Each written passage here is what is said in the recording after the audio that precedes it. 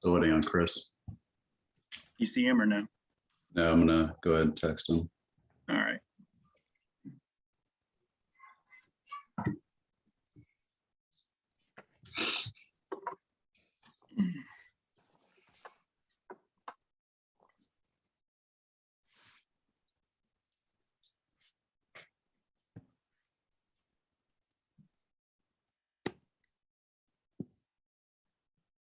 Again, Mayor, Dorothy will be keeping the timer and she'll let you know when the 3 minutes are up, but it's up to town council whether or not to extend that time or not. Sounds good. It's 6 o'clock. Did you want to wait a minute or two, or? We'll wait 1 minute here and then we'll get started. If he pings you back, let me know. Will do.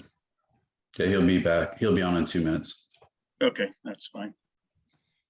So we'll wait 1 and then we'll get started. And by the time we're done, he'll be here. I can like show you Ireland pictures in the meantime.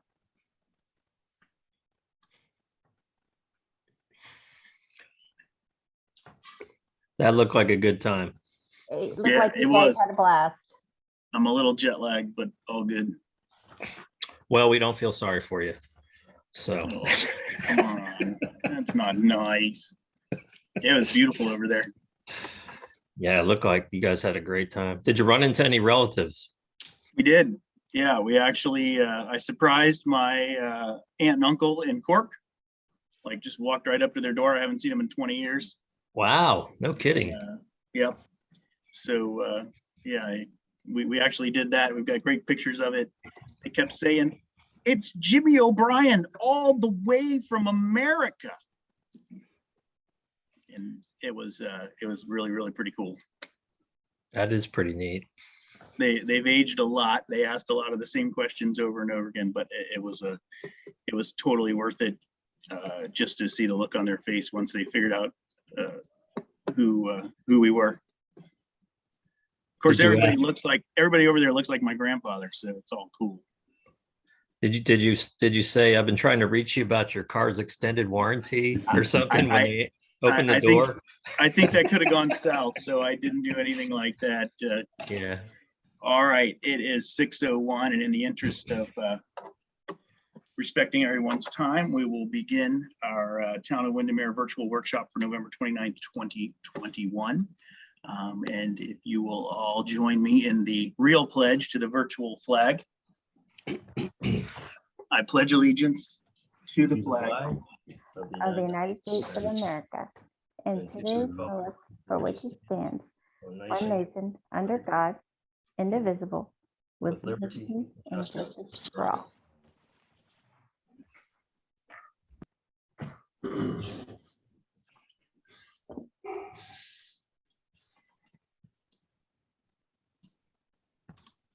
And also a brief invocation. Father, as always, we thank you for having a great Thanksgiving and hope that we were able to spend time with all of our family and those that we care about in this great nation.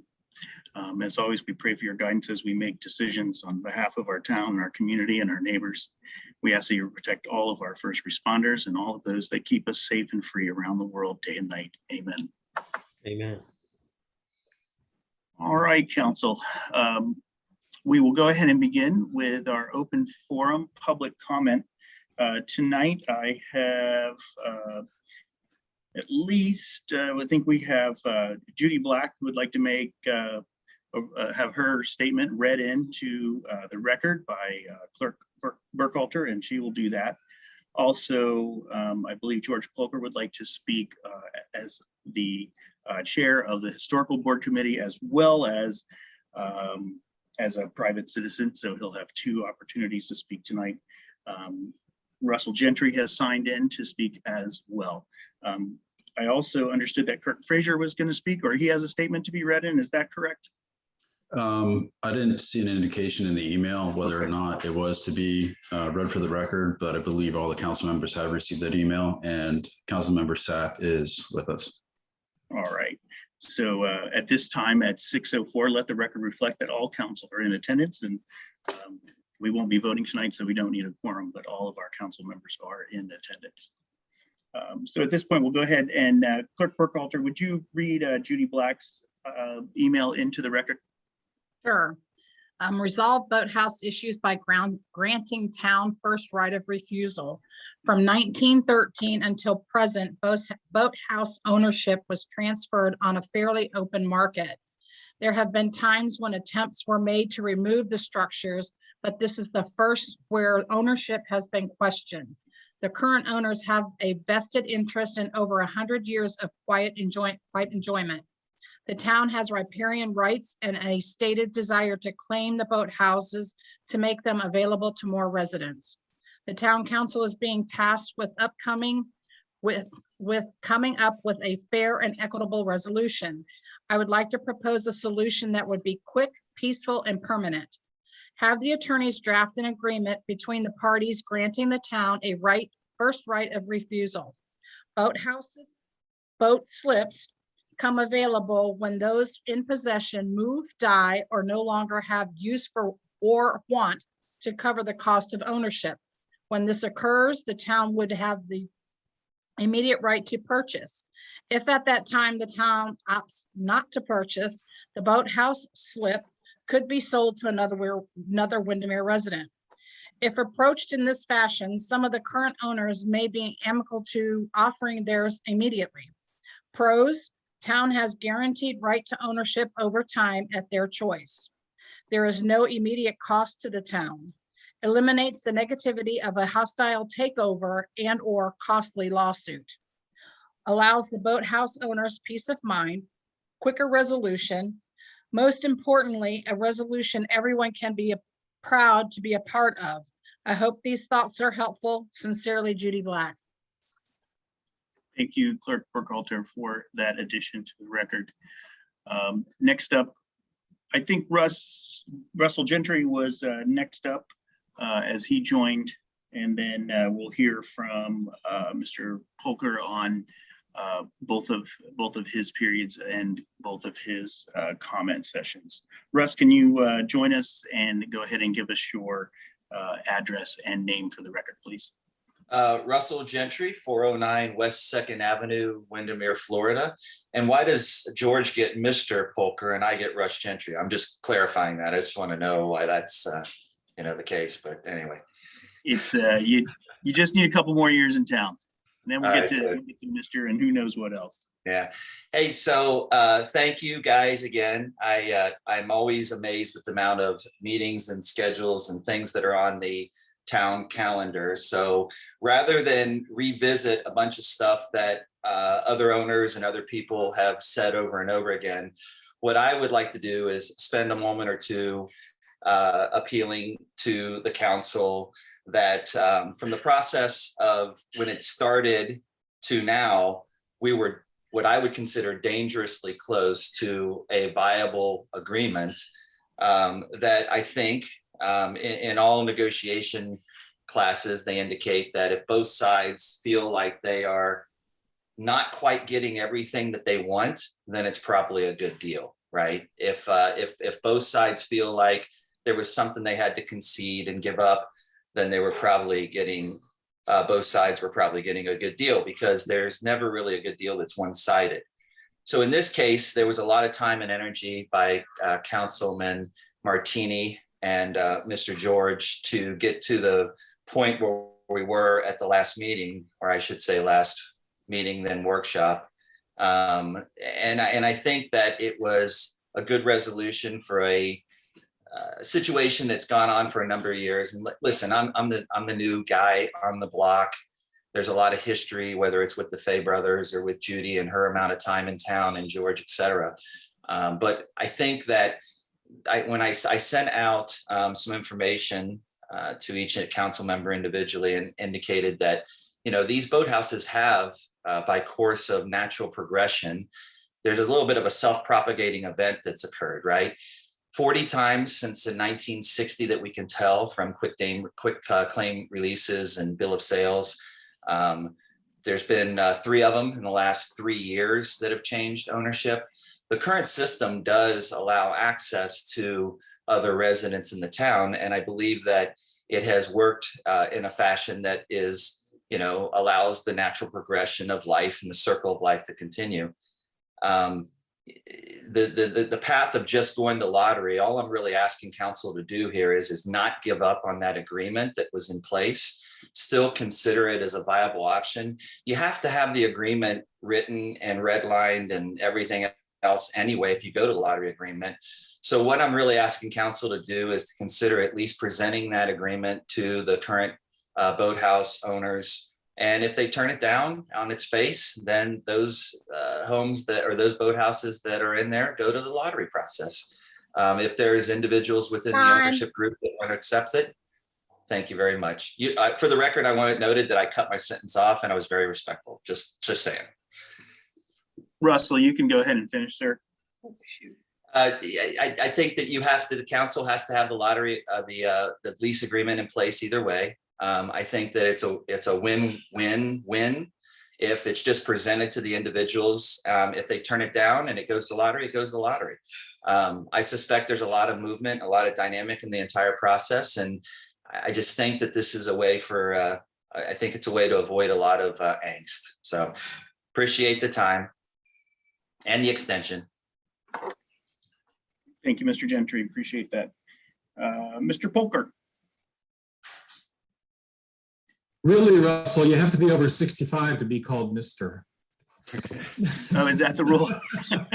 I'll take it. Yeah, hey, after thinking about it all day, I think my comments as chairman of the historic board are better served prior to a town council meeting. So I will not make those tonight. I'll just speak as a resident. Okay.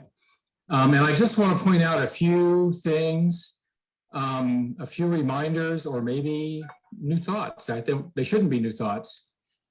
As Russell alluded to, 3 of the boathouse owners, occupants, current occupants, boathouses 1 through 3 have owned the boathouses or been in the boathouses for a pretty short period of time. As far as I know, 2 of them are around a year, and 1 of them is 3 to 4 years, maybe. So my thought is to be humane about this and really, really fair. Any agreement that, any solution that the town council comes up with ought to take into account that those people have not had the boathouse in their possession for any length of time.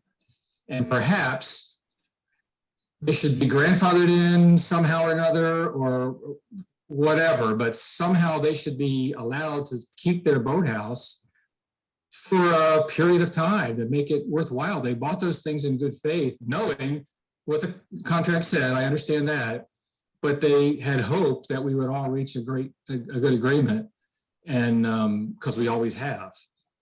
The second thing is one of the boathouse owners, or I don't want to use that word because I know some of you get upset about that, but one of the boathouse occupants is Joyce Rose, who is probably not listening tonight because she has a hard time getting online. And she's not the youngest of us, let's put it that way. And I've been trying to explain to her what's going on, and she doesn't really totally understand what's going on. So I would ask that one of you town council members, particularly one of the 3 that voted no for our contracts, go knock on her door and look her eye to eye and explain to her what it is you're thinking. As I've been limited ability to explain that to her, and maybe you could do a better job because it's your thinking. It's not my thinking. So I'm trying to explain what you're thinking and it doesn't work. So I think that would be only fair that one of you 3 go knock. Hey, that's about it. So thank you very much. Thank you, George. We appreciate your comments, sir. I will follow up with Ms. Rose. Of course, the other council people are more than willing to, or are more than able to do that as well at their own desire. I'll have to get her contact from you, George. Did we have any other individuals for public comment this evening? Is Mr. Frazier on? I'm sorry. Mr. Frazier is not on, I don't believe. I do think he texted me earlier and he asked if his wife could write an email that could be read. So I think their intent was to have that thing read by Ms. Burkhalter. Clerk Burkhalter, do you have access to that? I cannot right now. I'd have to get out. I can remote in and try to get it if you want me to. Okay. It was I sent might to be- everyone, I do believe.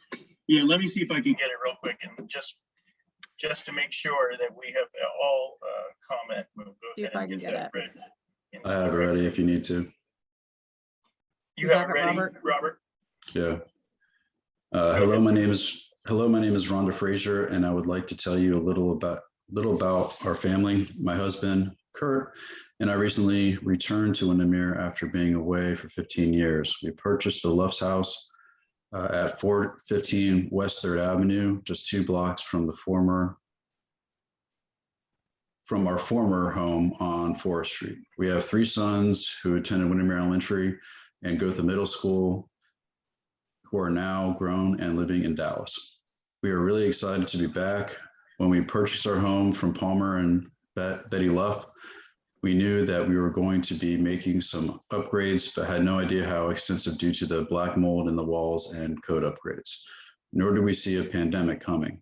While we were waiting on the architect's plans and permits, Kurt set his sights on restoring our boathouse that we acquired with the purchase of our home.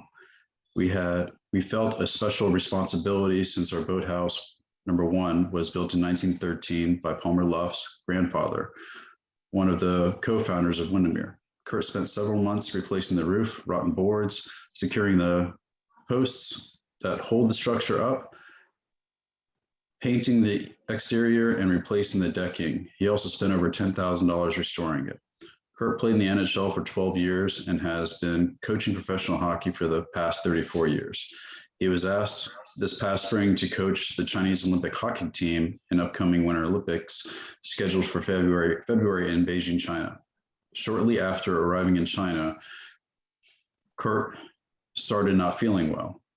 When he went to the hospital, it was determined that he had a blood disorder that turned out to be cancer. He was hospitalized for a month before he was safe to fly home and is now being treated at the Moffitt Cancer Center in Tampa. We have just begun to enjoy our boathouse that is right outside our front yard and would like to continue being its tenants. We thought we had an agreement to continue with the new lease, but we are unsure as to why this has changed. We would like for you to know that we would like to keep our boathouse and continue to maintain it at what you think would be a fair amount. We would also like to inform you, just in case you did not know, that there's a good 4 months that the boathouse is unusable, due to the lake levels. We have already had to have our prop repaired due to the shallow channel leading to the boathouses. Thank you for at least considering our concerns, Rhonda and Kurt Frazier. Thank you, Robert. I appreciate you reading that into the record. And again, so any additional comments for the record at all at this time? All right, let the record reflect that there was no additional public comment. So we will move on to item number 5, new business, and this is contracts and agreements. So just to set the stage here a little bit, and we do appreciate everyone's comments, and I know that there are individuals who are current boathouse leaseors that certainly, or leasees rather, that certainly are desiring to continue that agreement. But with the situation at our last public meeting, with council deciding not to move forward with that lease with the existing leaseholders, I think at this juncture it was decided that we would have a discussion about an alternative, which would be a Town of Windermere Boathouse lease agreement, lottery process, as well as some other parts of that we need to at least discuss. So I think at this juncture, we'll have that conversation. Robert, would you like to begin that presentation? Yes, as directed by council at the last meeting, we were to draft a process as well as present at least a template for the leases. Should we go through the lottery process, and whoever is awarded the lease after that lottery process would enter into. Certain things to be discussed would be, again, terms of the agreement, whether we want to change the CPI and any other concerns that you had to put into that lease. In addition to that, we did have John Fitzgibbon go out with our public works director, just do a overall estimate of how much it would be to rehab the balance of the 5 boathouses. Number 1's in pretty good shape, 2, 3, 4, and 5 need some work done, and they estimated about $35,000. Now, this is not meeting the standards as set forth by HPB due to the time constraints, but we would work with HPB on mirroring whatever they would like to see those boathouses restored as. So you have an option of just restoring them and just leaving them as historic structures. You have an option of leasing those out per the process that is decided upon tonight. But the direction all the way up until tonight was to move forward with establishing a process and coming up with some of the lease terms.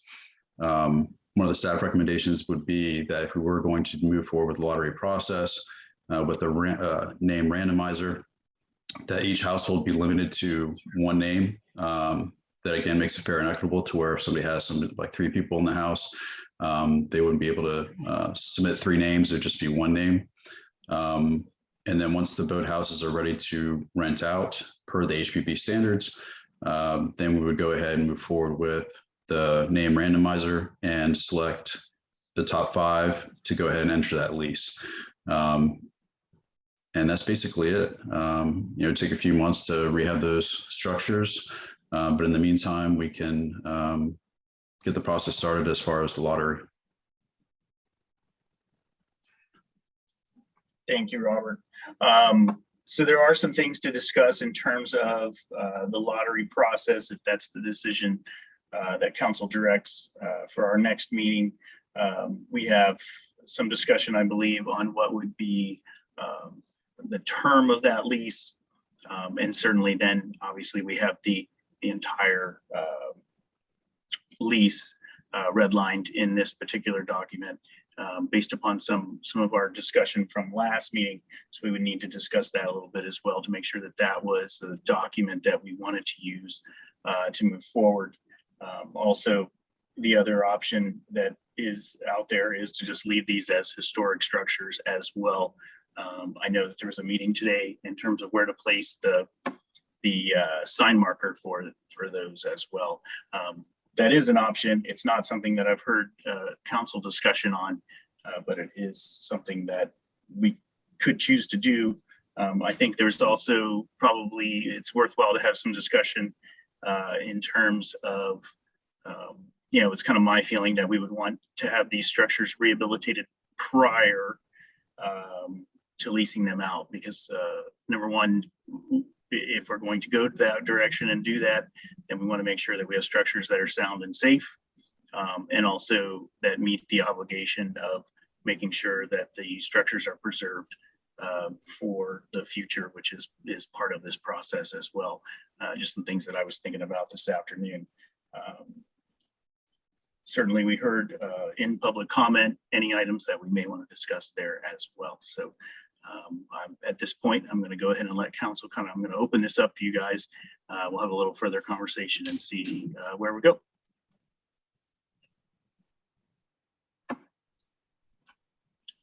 Who wants to begin? So in regards, I'll kind of kick it off, I guess, with the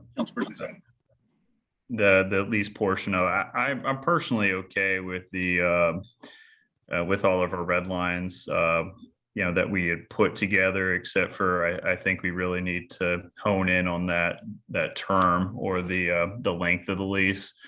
My thinking would be probably no less than 2 years, maybe no more than 5 years. So I don't know where that sweet spot is. then I am okay with randomization of, the lottery process once they finally, go out into the open. And I do agree that they should be repaired, prior to any new occupancies. And then probably obviously under the direction of the historic board, because we probably want to use materials as close as possible to, maybe what is there to try to keep the historical integrity. But obviously we need structural integrity too. So there's my kickoff to get conversation going. Thank you, sir. Council, any additional comment? I see Councilperson Davitt with his hand up. Go ahead, sir.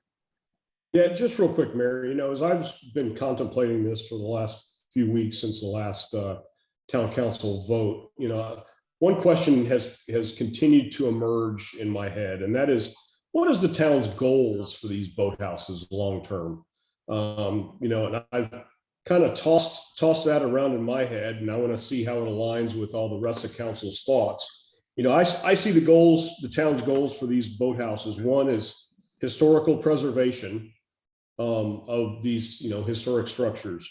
The second is access, and that's both access for the residents and access to the Butler chain of lakes for the residents. And then finally, my top three is, fairness for all the residents to have that access. That's kind of what I'm targeting, taking it up to the next level. And I kind of use that goal standard to kind of figure out where we get to and where right is. But I kind of want to hear everyone else's thoughts about what your thoughts are on the town's goals for these boathouses. Thank you, Councilperson Davitt. I believe, just from my perspective, I think those are some key considerations. I believe equitability, the historical preservation, also making sure that we're not you have a situation now where one or two or three might be very well maintained, and then a couple others may not be maintained at all. Some may be used, some may not be utilized.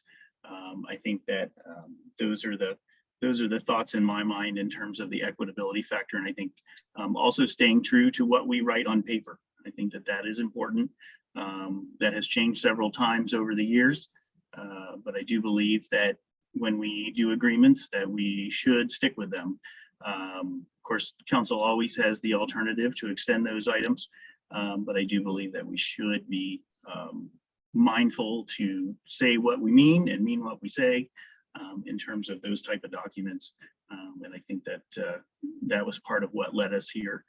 This conversation initially began 8 or 9 years ago with that same conversation, but there was an extension of the existing leases and that conversation stopped. So this is not an entirely new conversation.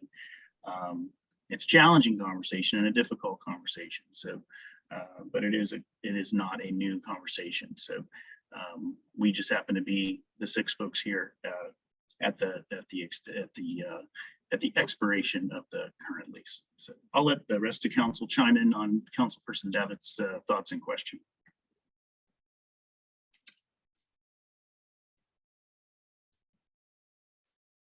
I'll go ahead.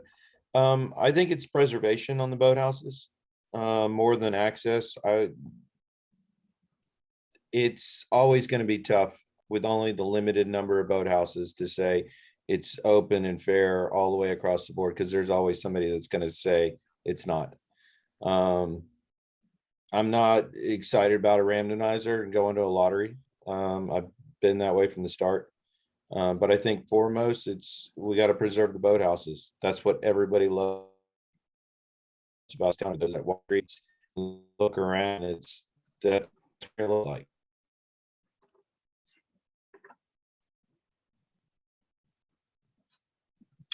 I'll jump in next, I guess. Go ahead, Mr. Martini. Yeah, I've said since day one, my number one goal is to make sure that these don't get torn down and that we keep them as part of our history, we've lost a lot of historical value in town. We're replacing it, of course, but this is quintessential Windermere charm and character in these structures. As far as moving forward, if we do go to a lottery program, I'm fine with the randomizer. I realize there's limited access and not everybody can have a boathouse, but that's like any other place that has a marina or boat slips or whatever. There's a waiting list that's quite extensive, both at Bay Hill and also at the Sportsman's Club. I believe the waiting list is 18 years deep in a couple of those places. And I do with limiting the, if we do move forward with limiting the time frame, certainly don't want to lock these things up for 20 years. Typical commercial lease.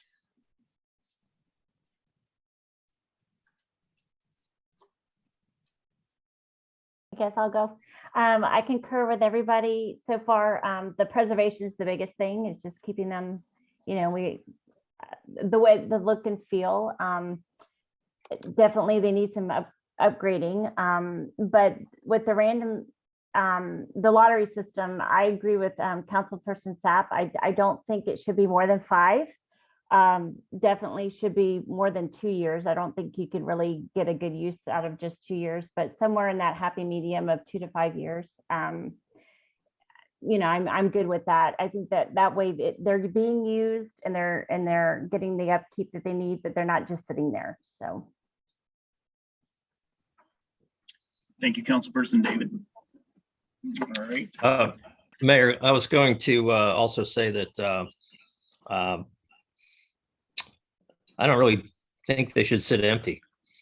Right. I think if we can use them for a revenue source for the town or the historic board, I think we should. So it's the highest and best use of that property. And if we're gonna maintain them, if we're gonna pay all this money to repair them and bring them up to equal standards across the board, I think we should also look back at the lease rate. $150 a month for a boathouse with direct access to the Butler chain is way too low, in my opinion.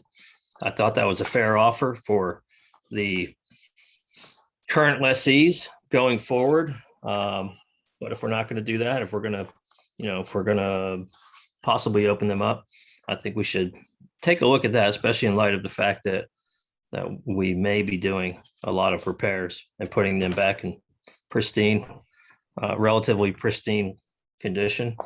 So some food for thought. Councilperson Martini, did you have an amount in mind that would meet that fair balance? Well, I mean, if we're paying the insurance, obviously we're not going to be paying for liability insurance, but on the single boathouses, I thought $200 was a fair amount per month.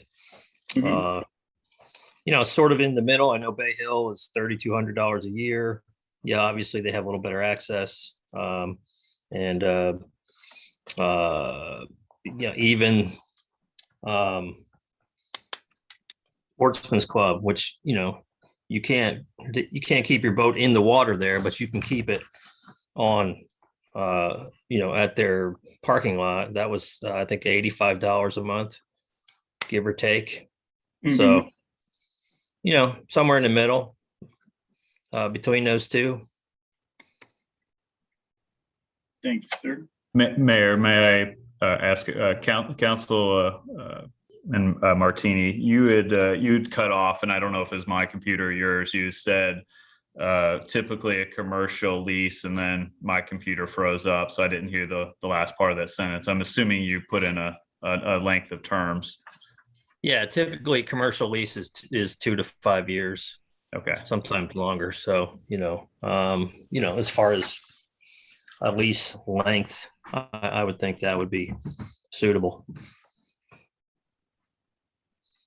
All right. Thank you, Councilperson Martini. Thank you, Councilperson Sapp.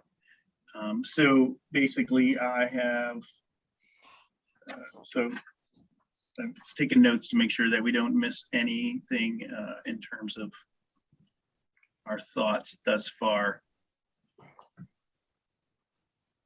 Robert, I see that we have a rough repair estimate. And I know in the packet, there were some numbers there with a contingency, so 38.5 or so in terms of repair costs. Correct, and that's just a rough estimate, not using HPP standards. We would go to them to come up with standards that we would follow. And Right. that number will probably increase. But, you know, when staff was taking a look at this, what we would do is probably upfront the money for the rehab of the facilities and then pay the town back the first term in order for us to recoup those funds. And then the balance of that, after we recoup our funds, we go to HPP as another revenue source for historic preservation. Okay, yeah, that makes sense. Thank you.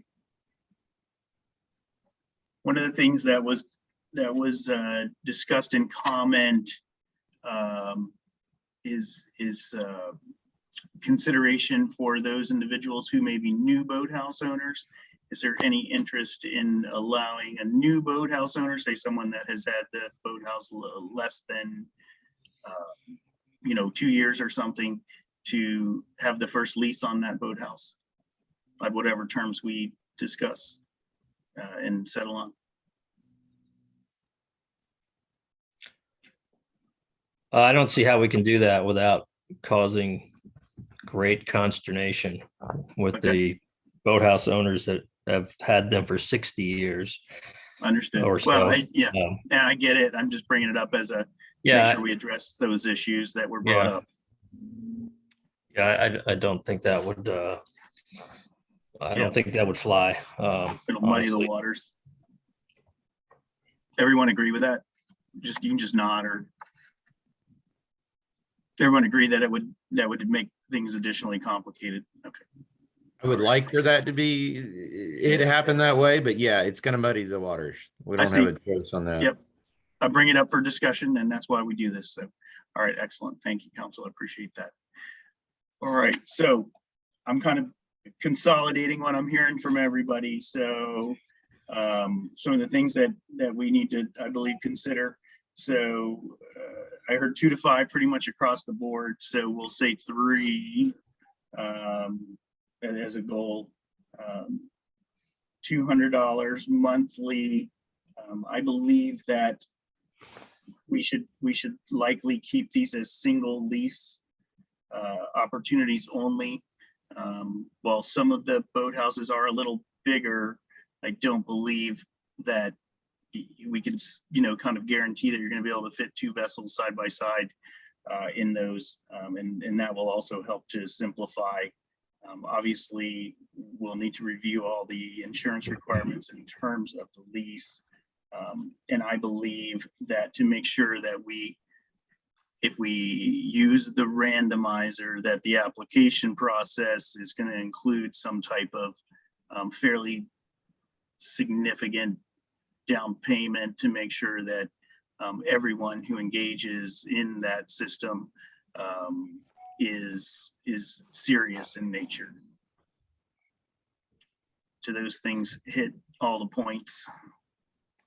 There are individual slips in the double boathouses. So I don't think, are you talking about leasing out the doubles for this, as a single occupant or a single lessee? I had some concerns in terms of, if you have a double, is it big enough to actually maintain 2 boats? It was a little difficult to tell from some of the reports. Also, are you then going to enter, what I don't want to do here is a lot of refereeing between tenants.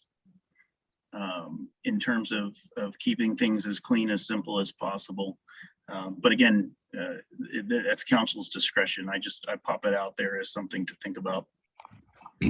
During Well, I would the rehab, we can make it a single slip. Well, is that a, is, Well, we'll have to determine if that's viable. I mean, if it's part of the structure, you're not gonna be able to do that. So right, one of the things we'll have to evaluate is whether structurally they're able to be unsubdivided, if you will. And that could be a decision that we make as we go in the rehabilitation process. I don't know that that is something that we need to decide tonight. I just want to make sure that if we are going to have two leaseholders in one place, that we make sure that we've got all the terms that we need. I know that Mr. Martini and council worked hard on that. So, maybe we do have everything we need in there. I just trying to avoid any sticky wickets as we get going. yeah, and that makes sense. I mean, we could always, if they're not able to turn them into a single boathouse, and I don't know if the historic board would go for that either, but Right. we can always adjust the smaller slips in price, sort of like we've been discussing up to this point. And as far as the CPI goes, I think we had it at 4%, and that was, I'd be fine with that rather than a small portion. We can keep that as a flat. That would be my suggestion. I would think during the application process, we need to be very upfront and very direct on exact measurements, what the potential maximum size boat that is. So when an applicant applies, they know exactly, what they're putting their name in the hat for.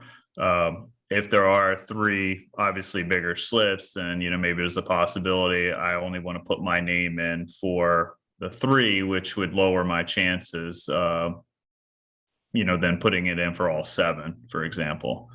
I just don't know if there's any way to feasibly do that, but I think it's upfront. We have exactly what size boat, will fit in number 1 through number 7.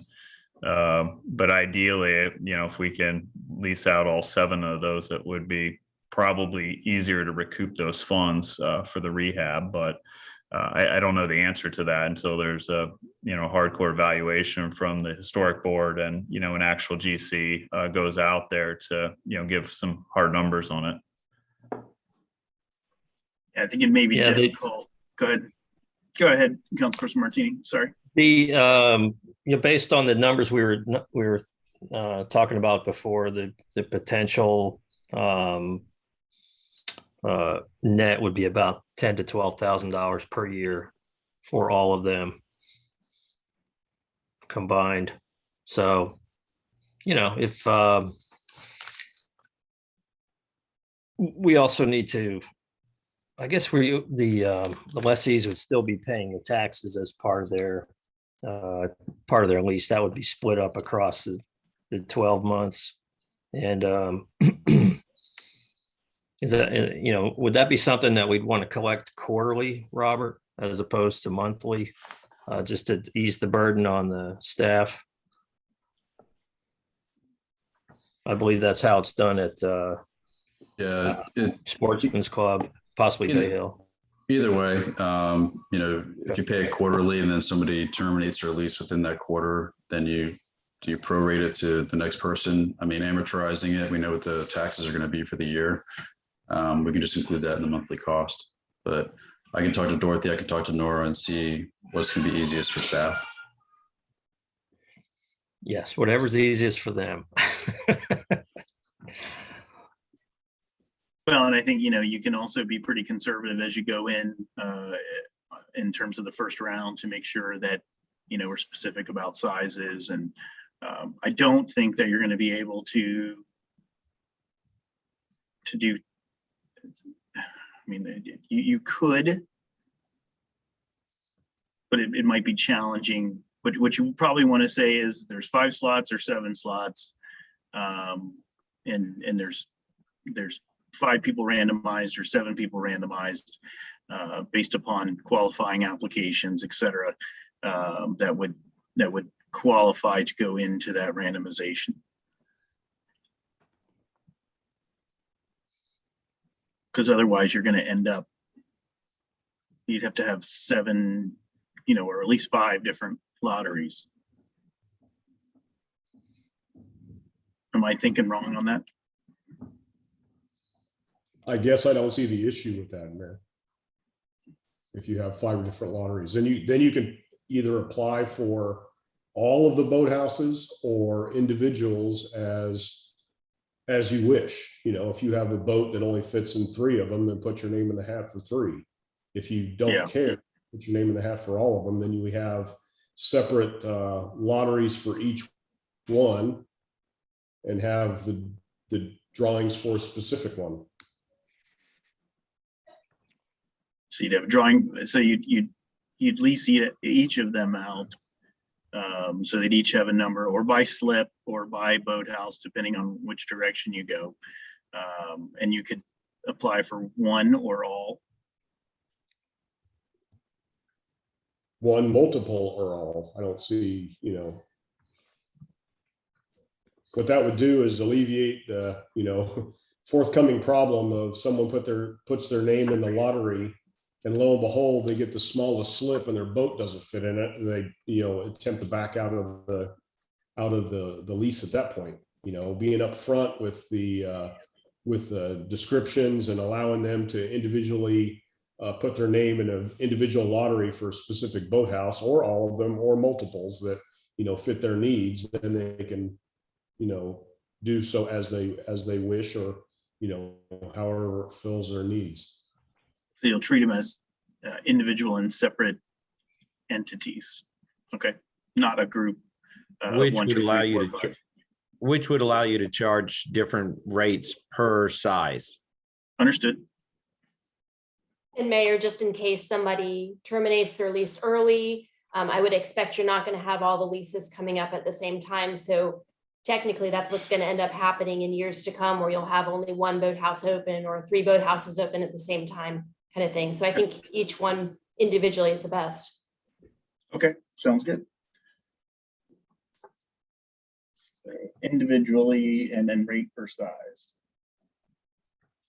So here's another sticky wicket, if I may. And we had this, I think, can't remember if George and I had discussed this, but what if we get to a point, and we can cross this bridge when we come to it, obviously, but we get to the point where nobody, we have an empty boathouse and nobody puts in a bid on it.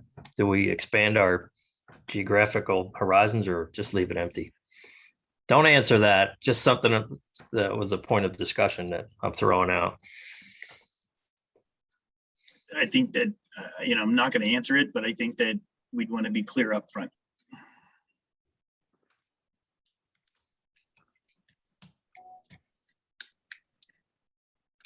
And Robert, do we have any idea of the cost for the randomizer service? Or I'm sure there's a company, there's lots of companies out there that would do this. There's a lot of companies out there.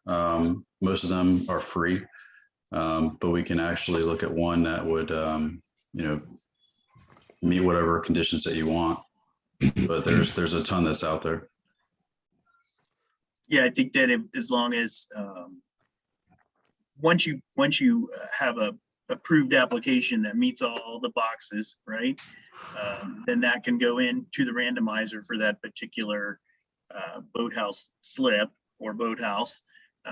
Then you would, what I would like is something that had a degree of separation for staff and council and anyone else. So that way there would be, it could be certified and no questions asked type of thing. So I want to make sure that everything is completely, without question. Since we're on the subject, may I ask Councilman Williams, you had mentioned you were against the randomization. Did you have another solution? I don't have a good solution for it. I'm just, Yeah. Stuck on it, basically. So, I mean, it is what it is. Staff would need direction on how much you would want as a down payment for the application. And would it be per slip, or would it just be just one application cost, and then you're thrown into the hat for all of them, or whichever ones you select? So I guess on the top of my head, I was thinking that, so I think in the rule book, you could only win one slip, right? So Right. that, that will take care of that.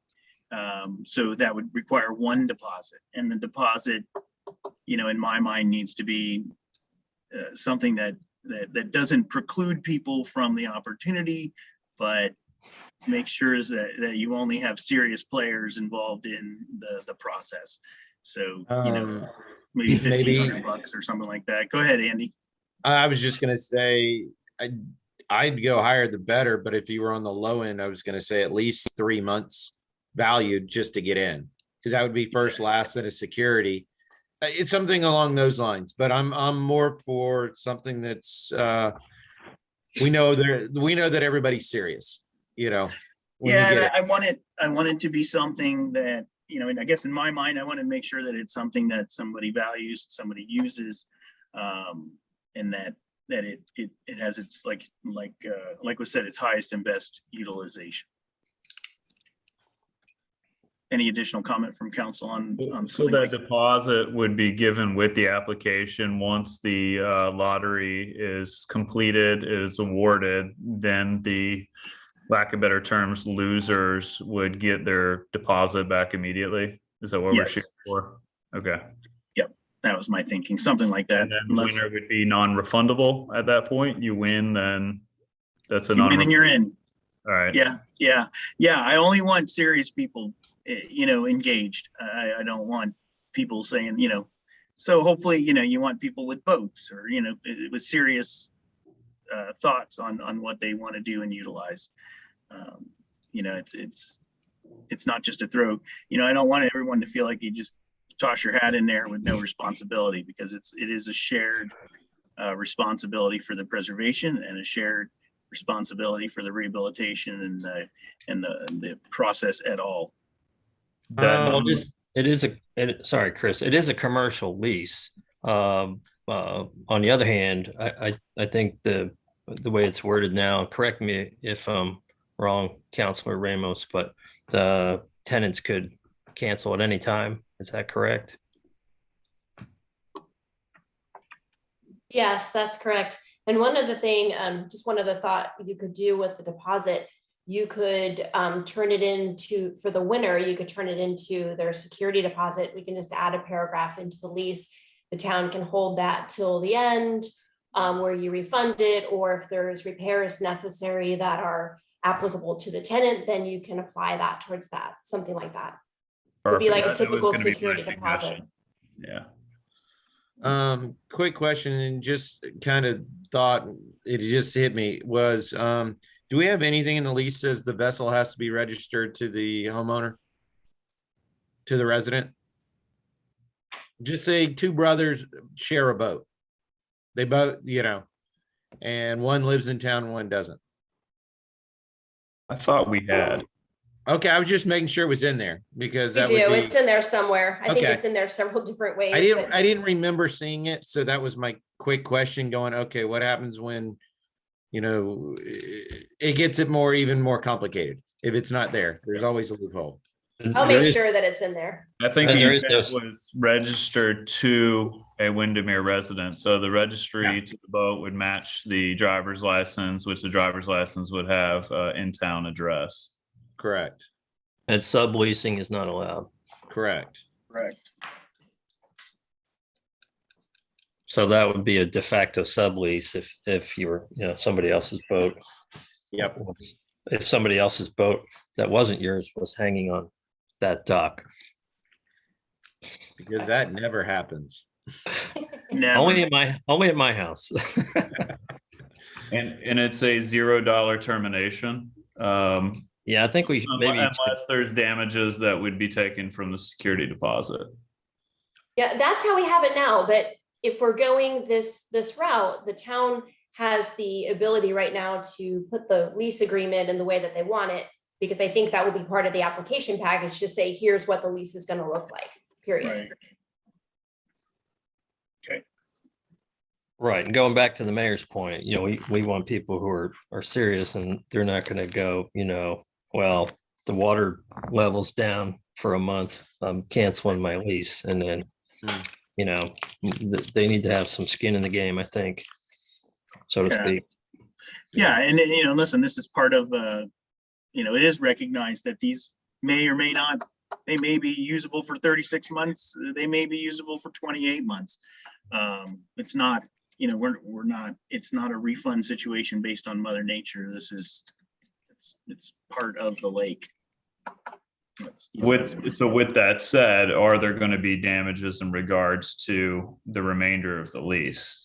Is that something that council wants to entertain? I'd entertain an early termination fee, sure. Yeah, I would entertain something that would cover the time frame from the termination of the lease until we're able to do another round of lottery to re-rent it. Or loss of deposit. Yeah, so you could do it as, at least what we would do on the residential side is until it is released out and collecting payments, that you'd be responsible for that. So it could take 2 months before the town is able to, go through there, find an applicant, go through the lottery process, but you'd be responsible for paying those monthly payments until. Just make it 3 months. 1 month per year. So three months. Is that allowable? I can only speak from residential, and residential is a 2-month minimum or maximum, correct? If you're going to go after damages. Sure, you can require, if we have a 3-year lease term and a tenant wants to terminate after a year, you could definitely say, well, you need to go ahead and keep paying rent until the town is able to find a new renter. And then the town has to use good faith to find one, but it doesn't have to be 3 months. It can be until the town can get the process back in place. Correct. That's definitely allowable. And we have to do it, but we have to do it evenly across the board. Right. But there's no restriction in that regard. But if the town said, here, there's a cancellation fee, if you're going, and this is what the damages are for canceling the lease, what is the maximum allowable in that scenario? I think that we would need to be able to show for the town to be able to support that Robert would take 6 months to be able to get this process in place, or 3 months, to make sure that it's just supportable, to argue that 3 months would be appropriate or 6 months appropriate. I think it's fine regardless. Yeah, and I'm always a big fan of, if you're going to do these deals, everyone should know what it costs to get in, costs to get out. So right, it's the same way we negotiate our contract with personnel and everything else, because I don't like the gray area. So whatever is justifiable and reasonable, we should agree upon that going in. So everybody knows that in the packet up front as well. So it's just, just full transparency is what I'm thinking. Yeah. Right. And it is a contract. So if the person doesn't want to agree to a 6-month termination fee or 3-month termination fee, then they shouldn't enter into the contract. Exactly. Agreed. So somewhere though, so generally speaking, for our purposes here tonight, somewhere between 3 months and 6 months is probably what everybody's thinking. Yeah. Yeah, I'm thinking either a flat fee of somewhere around that 3-month mark, or until the town releases it out. But at that point, I mean, they have to, go through the same process and diligently look to put a new tenant in there. Right. We drag our heels to. Yeah. I'd be more afraid with having to try to keep up with, okay, where we drive, what's reasonable versus giving it a flat number. Just it's X amount of dollars if you cancel. Yep. Whether Here's it's, here's what it costs. You know Yep. what it costs up front. Everybody knows it averages Yep. out in the end type of thing. Yeah. I'm amenable to that. I think we have to put some sort of cancellation because, you know, it's going to cost money to put a new tenant in there, even if it's time, because time is money with the staff. Yep. Absolutely. I agree. Any objection there from any council members? All right, seeing none. All right. So where do we land on 3 months or 6 months?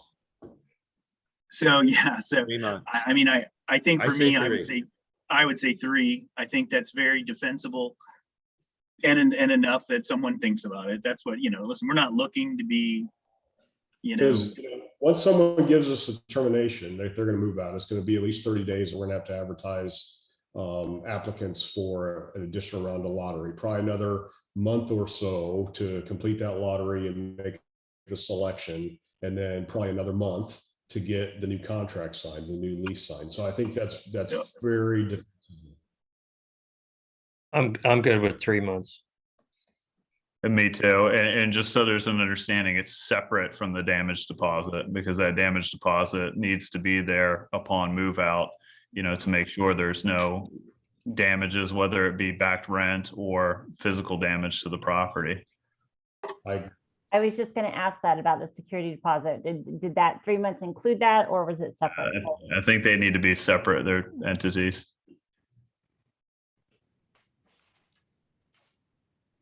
So if somebody moves out and there's no damages, would there, I forget where we were at with the security deposit, but would their early termination fee be deducted from the potential refund of whatever their security deposit was? My suggestion would be just to keep it straight in the contract. I don't think we need to worry about that language in there. We would have the damage security deposit, the termination fee, and then if someone doesn't have an issue with damages and they terminate early or they don't terminate early, that kind of thing, I think Robert and Nora can work it out with the tenant at that point if they want to give them a refund, however that works. But I think where Bill's going is the initial collection of deposits won't cover the 3 months plus any security deposit, because originally we were discussing to get into the lottery you need first, last, and security. That's only 3 months worth of rent. It won't cover any damages other than, you know, so they'd have to pay us in additional funds to get out of that. We wouldn't have any withhold to enforce that. yeah, I think that, so there was some, so in that early conversation, I had suggested a number of like $1,500 to enter into the lottery and hold that for security. If everyone feels that's reasonable, it may or may not be. That would probably, that would be more than, you know, first and last. Why don't you make it the amount of the annual rent, the security deposit? That's fine. They say And it say won't that get again. confusing. I'm sorry, Heather, I didn't get that. I just want to make sure I have it for everybody. Sorry, I think my husband's running the blender right now. I think maybe make it the damage security deposit, the amount of the annual rent. Or at least 6 months. That's $2,400. I mean, that's pretty. Yeah. How about 6 months? That would cover, you know, the 3 months plus. Sure, whatever you think. 6 months. All Sure. right, so we'll say 6 months for damage. Is that damage and security? One and the same. 6 months security deposit. That way, if they do terminate the lease early, you know, we have 3 months worth right there if needed. Okay. And then assuming no damages, they would get refunded the rest, or we use that to cover damages. And we always have the option to pursue additional damages if needed. And then upon move in, it would just be $200 or whatever that rental rate is on the first of the month, or if we decide to do quarterly, $600. Yeah, Nora told me right now she charges annually and then adds in the amount for the taxes. So whatever. However the town wants to do that. So taxes were roughly, I think, $168 this year or last year, something like that, Robert, is that correct? Yes. And I think previously we were discussing, at the $150 mark that the tenant would pay the taxes. And that's something we can reconsider if we up the amount to a higher, say $200, to make it easier to just include the taxes with that. I don't think there's a lot of variation on the property taxes over the last couple of years, although they were close to 300 at some point for some reason. I don't know why, but that was kind of an anomaly. Typically, they're much, much less. I am favorable to simple stupid. So, if you guys want to do all inclusive. Is that my new nickname? What is that? I will admit I like simplicity. So for me, if I had to pay things separately, that confuses me. So I would want it all in one as well if it were me.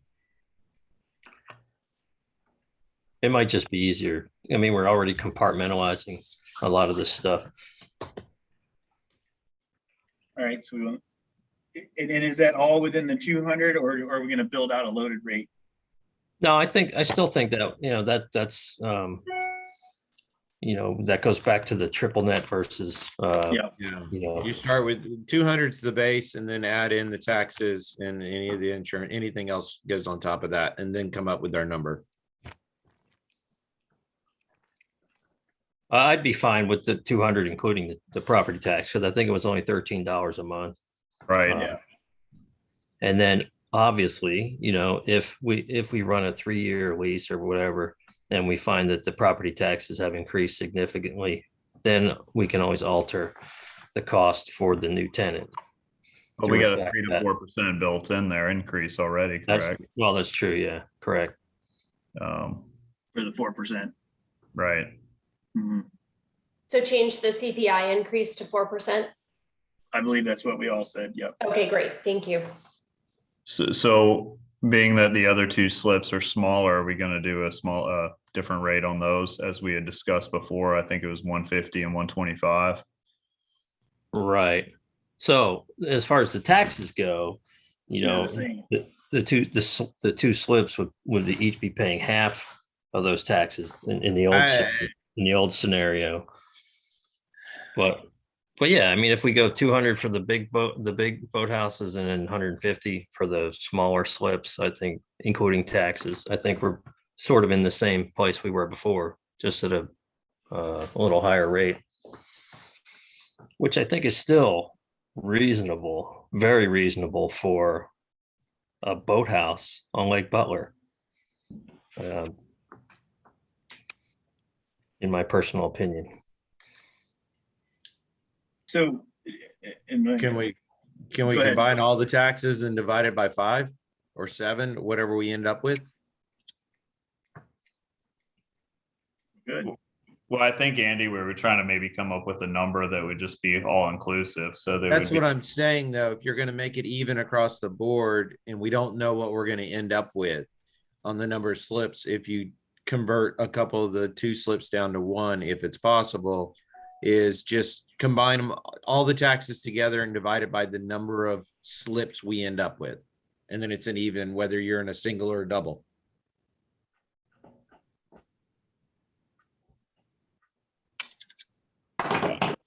I think we're kind of essentially doing that if it's, for example, $200 and that includes the taxes. Okay. Because I think we're on the smaller slips, for example, they were 125. We're adding 25 for each one to be kind of all inclusive. Okay. And I think all 5 boathouses had the same tax rate last year. I think it was 168. Was that correct, Robert? Somewhere around there? Including at non-ad valorem. I have to take a look again. But I believe they're all assessed at the same cost. Robert, do you think that would be easier on staff as opposed, to do one lease fee as opposed to sending out a lease fee, or collecting a lease fee and then sending out notices for the tax bill every year on top of that? Yes. So clarify for me now, the one thing that I either dropped or missed. So one rate or did we go with 2 rates? Well, I think it depends on whether we're going to make those doubles into a single. I don't think we Right. can structurally, like Tony said. So if we can't, and we want to, like Chris said, if we want to maximize our revenue, then we have the 3 big boathouses at 200, and we have the 2 double boathouses at 150 per slip per month, or whatever number everyone's comfortable with. I thought that seems reasonable. Okay. That's proportional, I think, based because you can fit 80% size of a boat into one of the doubles that you can into one of the larger boathouses. So that's proportional cost wise. Okay. Like you could fit a 20-footer in the big ones, but a 16 or 17 foot in the doubles. That's my understanding anyway. Nope, that sounds good. All right. Make sure we're not forgetting anything here.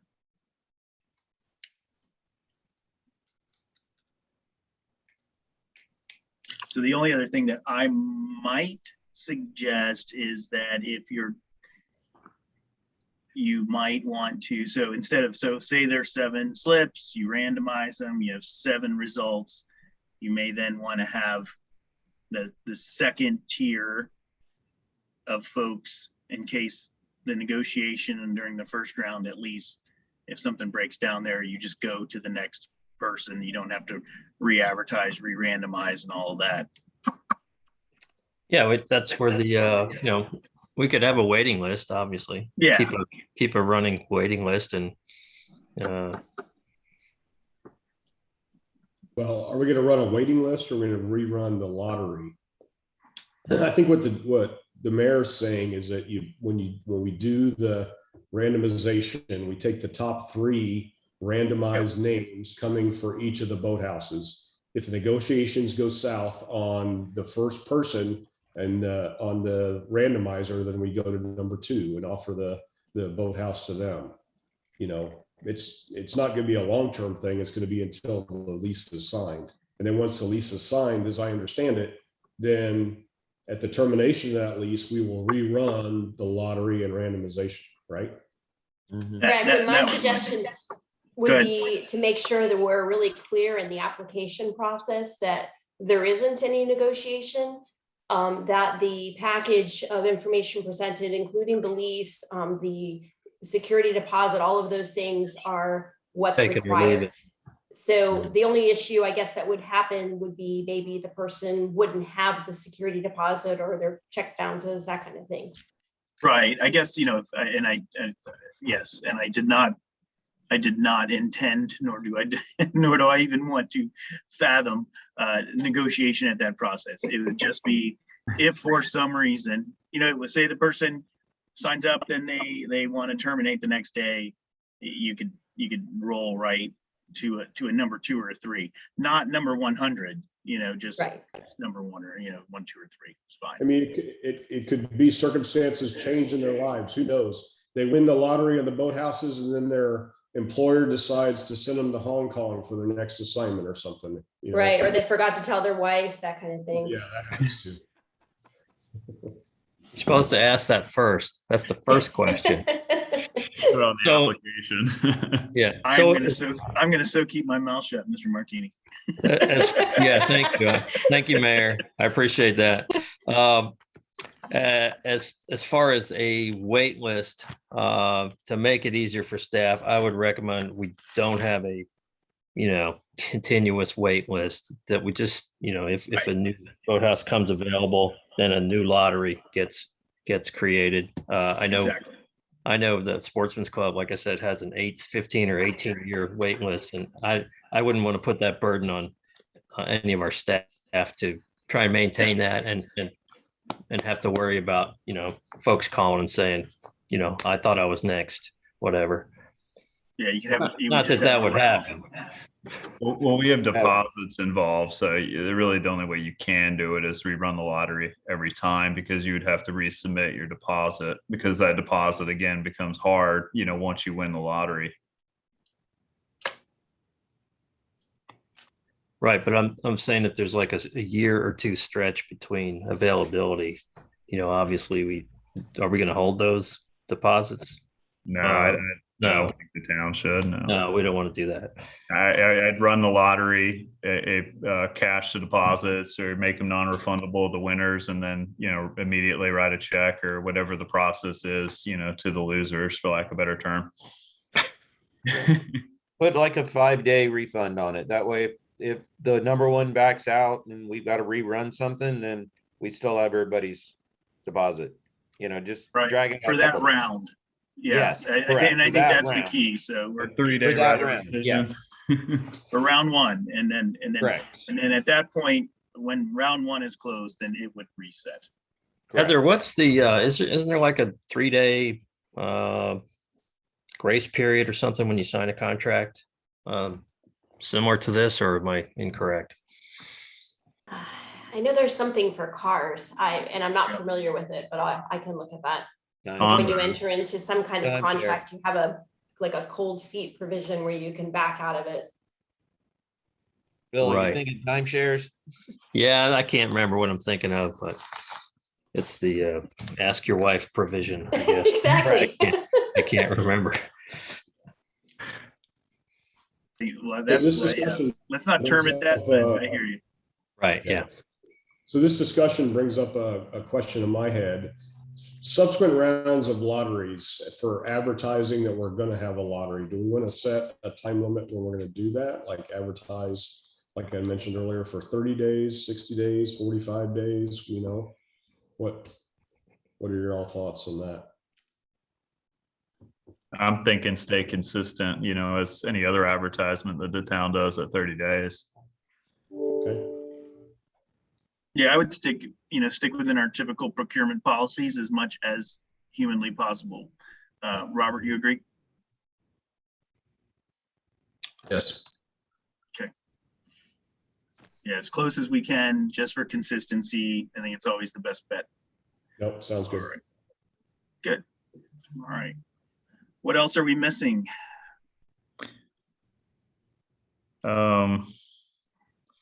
I guess back to registration. Are we going to require a registered watercraft to be the only allowable item that's in there? No, I think there's some folks that would keep kayaks or, other, non-registered vessels in there. Based on conversations I've had with some people. So maybe the watercraft, whether it be registered with the state or not, be registered with the town, so that at least they know, what is in there. I mean, they are the landlords at the end with reasonable notice. They should, probably be able to access the property. Yeah, and we were careful with some provisions in terms of excess fuel and things like that. Right. Those were similar to the current lease. But certainly if someone wants to have a tube or something in there like that, that would be fine, I believe. And I think that you would not want to, you don't want stuff hanging out of them and that sort of thing. So we just need to make sure that that's clear. And I think we've got good cautions. What are you thinking? Are you thinking multiple kayaks? Yeah, well, I'm thinking of whether it be rowboats, kayaks, paddle boards, anything. The only thing required to be registered is motorized. So, Correct. There is the potential of a non-motorized watercraft being in there. So what about just adding in the enumerated list that the vessel must be registered to or owned by a resident. Right, so I get, okay, so how do you dictate ownership on something that's not, or how do you know if it's been, registered to it? If it doesn't have registration, how are you gonna know it's, owned by a resident, I guess would be the question. You won't until you have somebody that comes and complains to the town, and then at that point you say, okay, well, you're breaching your lease agreement. Yeah, I don't want to get too much into the weeds here, but this is just thinking if added protections and people's fear of it become a commercial. Right. We do have good language about that in there. I know that for Right. sure. Yeah, that is absolutely forbidden. Right. All right. Any additional input for staff? Real quick, the amount for somebody to enter the lottery would be the 6-month secure deposit or the 3 months? 6 months. 6 months? Okay. 6 months, and then the winner, the town keeps that as their security deposit. Perfect. Yeah, sorry, my audio keeps coming in and out, but I think it's because I have my mom and dad here, so they're on their iPads. So are we going to, it wasn't definitive, are we given a grace period of any sort or right of rescission, after? I believe that was 3 months. No, that would be for, once the town selects the name, then the, I guess the winner of, say, Boathouse or slip number 1, then the contract and everything has to be signed and in place within such amount of days. That's the question. Yeah, I guess so, where it becomes non-refundable, because this conversation does lead to, if somebody puts their application in on day 1 of the notice, life can change, I guess, within that's 30 days. So, Well, I are think we amenable to it, a right of rescission after you win the lottery? Instead of phrasing it like that, how about phrasing it that within 15 days or within 20 days after the lottery has been completed, the tenant must sign and submit X, Y, and Z, that kind of thing. I think that's way too much time. Yeah. Or 5 days, whatever you think, Yeah, rather than saying you have the right to back out, rather say you 5 have to days. do X, Y, and Z within 5 days. Yeah, let's do 5 days because I don't want to give people, that would really extend things beyond. I mean, they're gonna have 30 days to think about it in the first place. Right. Yeah. So what is the application language going to have in there? It won't be non-refundable at that point. It'll only be non-refundable once they enter into the lease agreement within 5 days of being notified. If I could circle back, Chris, if somebody puts in a deposit, and there's the decision or the randomizer thing isn't until next week, and they decide to cancel, they should be able to get their money back at that point, obviously, and cancel out anytime before the decision is made. But afterwards, they have like we talked about, have 5 days to sign the paperwork. But if they don't within the 5 days, you're saying if they lose the 6 months deposit? Yep. Yes. Yep, I think so, because I You're think, in, you're again, in. That's fine. I want- just want to make sure. So we'll have to have explicit language on the application that is binding and legal, that, if once those names are drawn, it becomes non-refundable if you're one of those drawn names. And I'll take a look at the statutes tomorrow and make sure there's nothing that would deal with a lease and how many cooling off days you have, that kind of thing tomorrow. And I'll let you know if that needs to be changed.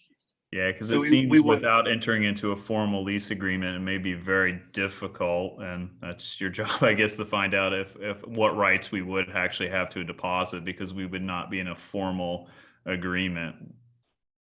I don't know if an application constitutes as a formal agreement or a binding agreement. Well, So just make sure we're covered there, I guess. Absolutely. if they don't sign the lease within 5 days, then we go to the next person in line. Well, Or, it'll be covered No, both you ways, I keep your guess. deposit. And then go Yeah. on to the next person.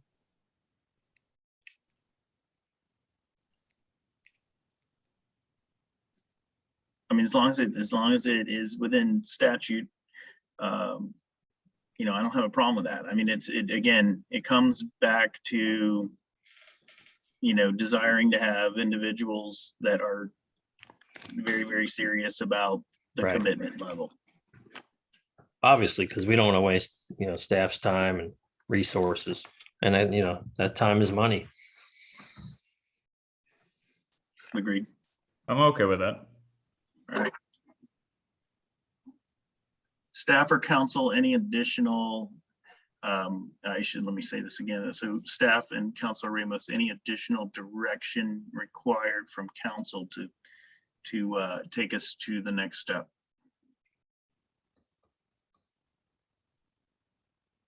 I have what I need now. Reconnect with Heather, and then we'll bring back not only the application, whatever we're going to call it, but also the revised leases for town council approval. Yeah, I'll just take the last version of the lease that has the markups in it now. Start with that as the clean, and then I'll make another compare version for you all to review based on the points that we went over tonight. And Heather and Robert, you're going to research, I guess, that randomization software, because obviously we don't want to just go through Elfster or something like that. Like we're picking out a Secret Santa. Price Waterhouse. Yeah, we can utilize iVenture and see what they recommend as far as a randomizer. But are we going to have an independent? Are we going to have an independent entity do that for us, or is that going to be done in house? We would provide them the names, and then they do the randomization. Okay. So it would be qualified applicants by Slip or Boathouse. Right? And by qualified, I mean that they've signed the application, have everything that's required to submit the application. That's, it's not a judgment. It's simply checking all the boxes.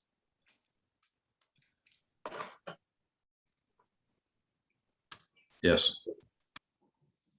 Okay. And this is, we had discussed before, it's non-lakefront owners. It'll be only open to at first, or? I don't think you're going to have any lakefront owners in it, but I don't know how you exclude them. I just recall it being discussed before, so I didn't know where we're at with, it's obviously town residents. Doesn't matter if you're a tenant or own the property, as long as you can prove residency, but is that as far as we're going? There was a brief discussion about it at one of our meetings. I just don't know about I'm certainly interested in what council thinks. I just don't know about can we exclude folks? That's the thing. Yeah, I think I just recall it being in a past executive summary or something of that nature as a potential ideas kicked around, or it could have been just discussion, or it could have just made it up. You can't exclude anybody. I don't think you can exclude anybody. I don't think we'll have any, but I don't think you can exclude them. Right. Yeah, I say we don't exclude anyone, and it'll self-select. Yeah, exactly. Okay with that. But a worthy question, Chris. So, I think it's good to address that now. And it did come up at some point. So yeah, it did. It was a point of discussion. So I'm not totally crazy then. Yeah, no, not yet.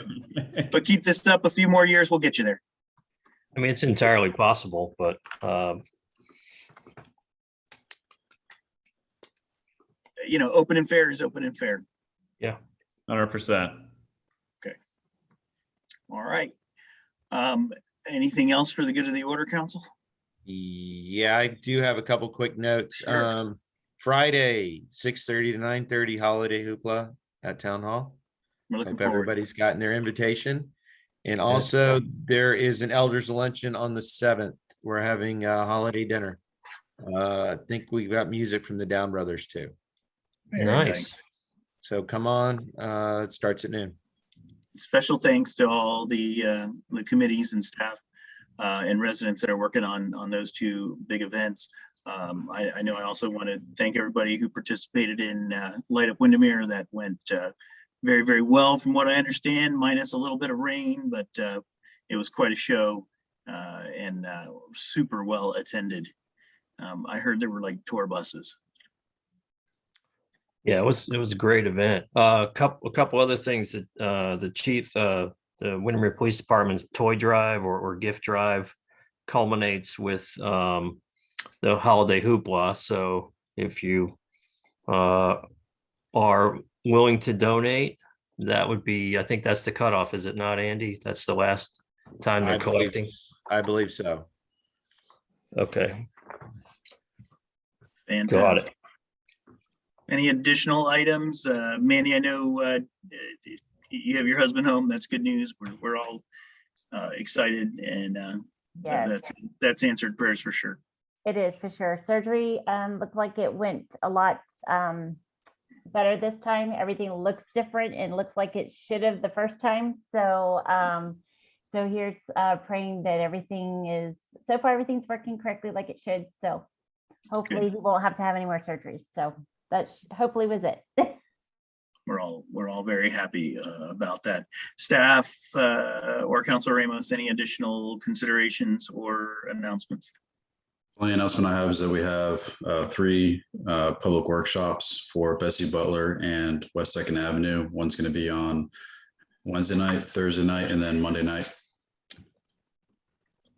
'Tis the season. I know it's going to get really busy here, but definitely we appreciate the effort from staff on making sure that everyone has access to that information. So, I think we've really done a good job of, learning from where we were and how to do this in a better format that keeps everybody and gives everybody the opportunity to be informed and get their questions answered. Thank you all. All right, and if there's nothing else from Councilor Ramos or Clerk Burkhalter, we will. No, Mayor, nothing for me. Excellent. I'm Clerk good. Burkhalter, you're good? All right. we I'm will good, sir. close- All right, then we will close our 11/29/2021 meeting at 7:31 as the emails start to roll in on our efforts tonight. So we will see you all at our town council meeting in 2 weeks. We Thanks, are